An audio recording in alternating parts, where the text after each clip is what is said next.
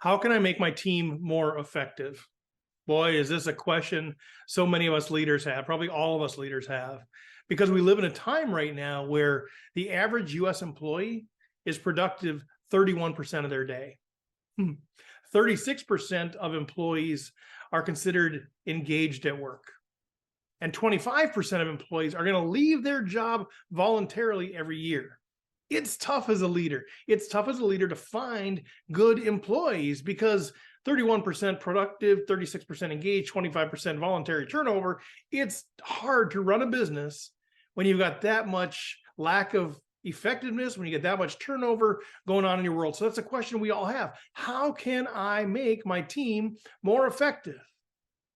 Well, lucky for you, I've studied this. I've looked at the HR data and I could go into hours of telling you this. But what I found is that there are certain drivers of productivity, engagement, and retention that most leaders are not aware of.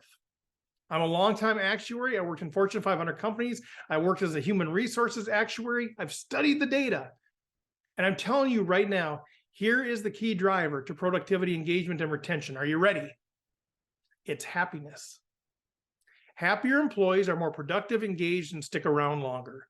Now, don't shut off the video because I know your eyes are maybe rolling, just like some of the executives' eyes rolled when I shared this insight, because obviously happier people are more productive, engaged, and stick around longer, right? But I said, wait a second. There's a few things that we need to take away from this before you just shut down this analysis. First of all, we've sort of known that happier people are more productive, engaged, and stick around longer, but now we can actually prove it with data. And what that means is that when our managers come up to us and they say, as executive leaders, they come up to us and they say, it's not my job to make my employees happy. We can tell them, no, but it is your job to make them more productive, engaged, and stick around longer. And you know how you do that? You make them happy. So maybe it is your job to make them happy. Secondly, we can tell you what does not drive productivity, engagement, and retention. Are you ready for this? This is a big one. If you're a leader, what does not drive productivity, engagement, and retention? Skills, knowledge, and abilities entering the organization. Let me say it again in case that wasn't clear. The level of skills, knowledge, and abilities your employees have as they enter your organization has no statistically significant correlation to their productivity, engagement, and retention. That's a pretty huge insight. And the other piece that we can say is we can dig deeper into finding out, well, what is it that drives that sort of happiness that results in greater productivity, engagement, and retention? And as I dug deeper, as we looked more, as we researched it, what we found is there's two main things that lead to that kind of happiness that drive productivity, engagement, and retention. And that is alignment and connection. It is a person's alignment with the vision of the organization. It's their alignment with the values of the organization, how they do things. It's the alignment of their job responsibilities with their passions and strengths. It's their connection to the organizational mission. They feel like they're part of something bigger than themselves. It's their connection to the other people, their sense of belonging, the feeling like they're part of a collective we. This is what drives the happiness that drives productivity, engagement, and retention.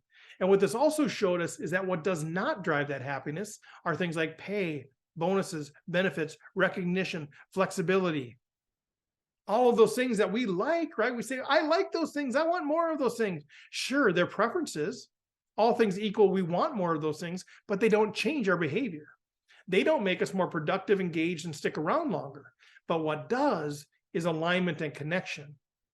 And so you ask me, when you say, how can I have a more effective team? It's not through pay and benefits and bonuses and flexibility and recognition. It's through alignment and connection. And so there's two ways that we can do this. And both are really required. First of all is hiring. When you are hiring people, are you focused on their skills, knowledge, and abilities? Or are you focused on their alignment to your values and your vision? If you want more productivity, if you want more engagement, if you want less turnover, switch from focusing on SKAs, the skills, knowledge, and abilities, and start focusing on their alignment. Bring in the people who are aligned. Ask the right questions to find out if they are aligned. And they're going to be the ones that are going to be motivated because they're so passionate about the values and the vision and the mission, and you're going to get them connected with the people. Because they're so passionate, they're going to develop the skills, knowledge, and abilities.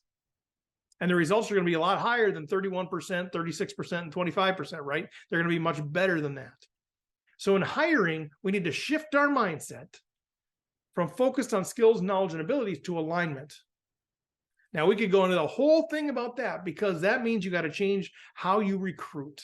And we'll actually have another video on this. I'm going to have another video on how do we approach hiring if we want to improve alignment and connection and improve our results. So I'll talk about hiring specifically later. But in addition to hiring, the other piece that we need to do as leaders, as managers, is that we need to cultivate alignment and connection in our team. We need to help develop that. We need to cultivate it like we're cultivating a garden, to prepare the soil so that it can grow, the flowers and stuff can grow.